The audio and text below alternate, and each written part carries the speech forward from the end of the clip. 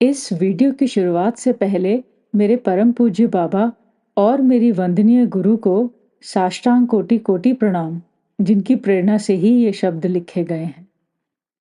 जिंदगी किसी को असहनीय कष्ट देके उसे वेदना के उस सागर में डुबोती है जहां से वो निकल ही नहीं पाता।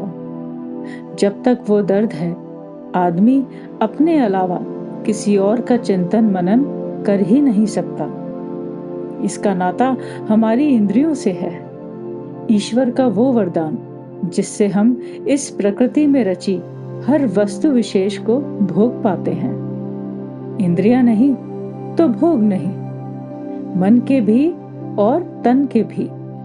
लेकिन जब ये इंद्रियां किसी कष्टप्रद घटना से गुजरते हुए शोकाकुल महसूस करती हैं, अंतरात्मा चीख उठती है, हे प्रभु, इतना दर्द, इतनी पीड़ा क्यों?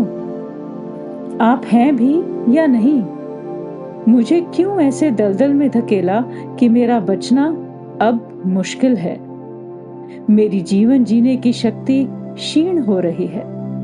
मैं निहस्त होकर आपसे करुणा की भीख मांगता हूं प्रभु। मुझ निस्सहाय पर कृपा करो। जिंदगी के इस घनघोर संकट से मुझे बचाकर फिर जिंदगी जीना सिखाओ। मुझे जीवन जीने की ओर प्रेरित करो प्रभु। मैं आपके साथ उंगली पकड़कर चलने का इच्छुक हूँ। आप तो दीन दयाल हैं, मुझ गरीब की भी सुनो, जो आपकी कृपा का पात्र बनने के लिए तत्पर है, राह देखता है। आप तो सब जानते हैं, सर्वज्ञाता हैं आप। आपसे कुछ छुपा नहीं, कुछ अनजान नहीं।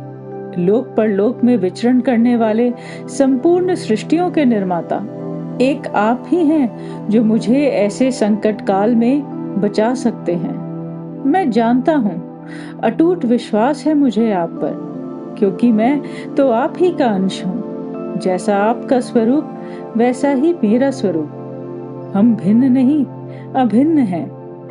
जैसी आपकी काया है वो ही मेरी छाया है। इसलिए हे ईश्वर, मुझे वीरता के उस उत्कर्ष पे लेके चलो जहां मैं जीवन की किसी भी परिस्थिति का डट कर मुकाबला कर सकूं। तनिक भय का अंकुर भी मेरे अंदर कभी ना फूट पाए। मुझे वीरता और शौर्य प्रदान करें, तन का भी और मन का भी। वीर भूमि वही है जहां वीर सेनानियों ने जन्म लिया, अपने राष्ट्र के लिए, समाज के लिए अपना सर्वस्व न्योछावर कर दिया। मेरे अंदर भी वीरता के उस रक्त का संचार करके मुझे भी उस भूमि योग्य बनाए प्रभु। यही मेरी आपसे गुहार है। शेष फिर।